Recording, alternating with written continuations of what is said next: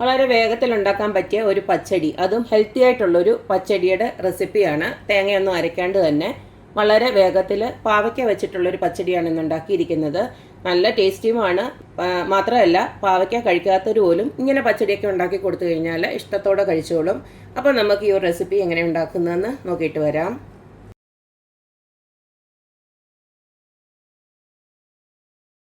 തേങ്ങ അരയ്ക്കാതുള്ള പാവയ്ക്ക പച്ചടി ഉണ്ടാക്കാനായിട്ട് ഞാൻ ഇതുപോലക്ക് ഒരു 3 പാവയ്ക്ക ഇതുപോലക്ക് റെഡിയാക്കി കട്ട് ചെയ്ത് ഇതുപോലക്കാണ് കട്ട് ചെയ്ത് വെച്ചിരിക്കുന്നത്. നിങ്ങൾക്ക് റൗണ്ടിലാണ് കട്ട് ചെയ്യണമെങ്കിൽ അങ്ങനെ വേണമെങ്കിലും കട്ട് ചെയ്യാം. പിന്നെ അതുപോലക്ക് ഒരു 4-5 പച്ചമുളകും ഇതുപോലക്ക് നെടുക ഇങ്ങനെ കീറിയിട്ടിട്ടുണ്ട്. ഇനി ഇതിലേക്ക് നമുക്ക് കുറച്ചൊന്ന് ഉപ്പിട്ട് കൊടുക്കണം.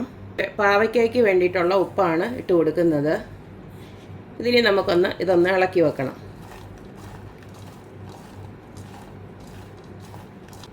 ഇതിനും കുറേ നേരം ഒന്നും വയ്ക്കുകയൊന്നും വേണ്ട. ഉടനെ നമുക്ക് ഇതിനെ ഒന്ന് വറുത്തെടുക്കണം.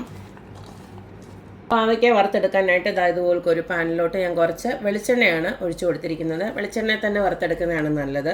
ഇനി ഇതിലേക്ക് നമ്മൾ ഉപ്പ് പുരട്ടി വെച്ചിരിക്കുന്ന പാവയ്ക്ക ഉണ്ടല്ലോ, അത് നമുക്ക് ഒന്ന് ഇട്ട് കൊടുക്കാം. കുറേശ്ശെ ഇട്ട് കൊടുത്ത് വറുത്ത് കോരിയാൽ മതി. ഇതിപ്പോൾ ഒരു 2-3 ട്രിപ്പായിട്ട് വറുത്ത് കോരാനേ ഉള്ളൂ. നല്ലതായിട്ട് ഫ്രൈ ആവണം.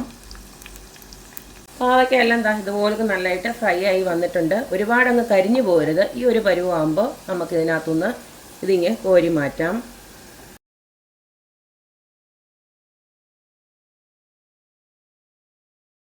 ബാക്കിയുള്ള പാവയ്ക്കോടെ നമുക്ക് ഇതുപോലെ ഫ്രൈ ചെയ്തെടുക്കാം.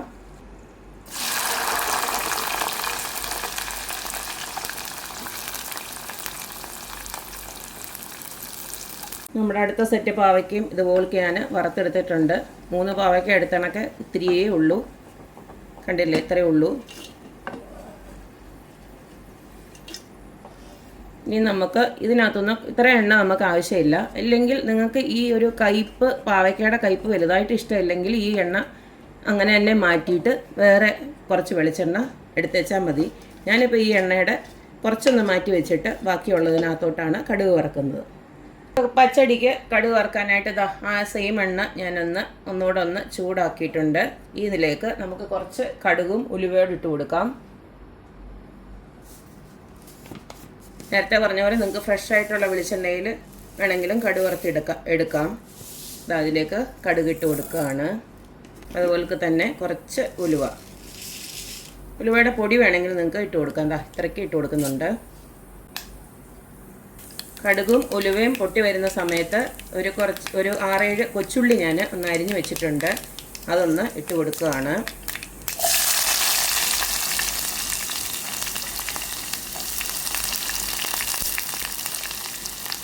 അതുപോലെ തന്നെ 1-2 ഉണക്കമുളകും കറിവേപ്പിലയോടെ ഇട്ട് കൊടുക്കുകയാണ്. ഉള്ളിയൊക്കെ നന്നായിട്ട് മൂത്തതായതുപോലെ വരുമ്പോൾ സ്റ്റൗ ഓഫ് ചെയ്യണം. ഓഫ് ചെയ്തതിന് ശേഷം നമുക്ക് കുറച്ച് അധികം പുളിയില്ലാത്ത കുറച്ച് തൈര് ഞാനൊന്ന് കലക്കി വെച്ചിട്ടുണ്ട്. ഒരു 2 കപ്പ് തൈരാണ് എടുത്ത് വെച്ചിരിക്കുന്നത്. അത് നന്നായിട്ട് കലക്കിയതിന് ശേഷം ഇതിനകത്തോട്ട് ഒഴിച്ചു കൊടുക്കാം.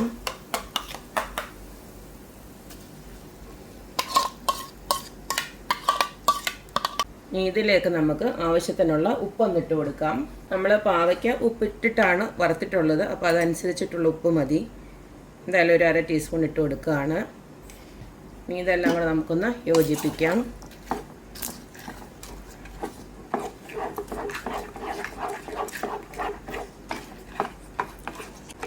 ഇനി നമ്മൾ വറുത്ത് വെച്ചിരിക്കുന്ന പാവയ്ക്കയോടെ അങ്ങോട്ട് ചേർക്കാം.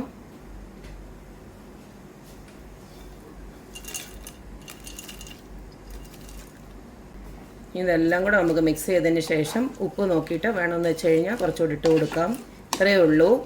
നമ്മുടെ പാവയ്ക്ക പച്ചടി ഇവിടെ റെഡി ആയിട്ടുണ്ട്. തേങ്ങയൊന്നും അരയ്ക്കാതെ തന്നെ നമുക്ക് പാവയ്ക്ക വറുക്കുന്ന അത്ര മാത്രമേ ഉള്ളൂ ഒരു ടൈം കൺസ്യൂമിങ്. ബാക്കിയെല്ലാം വളരെ എളുപ്പമാണ്.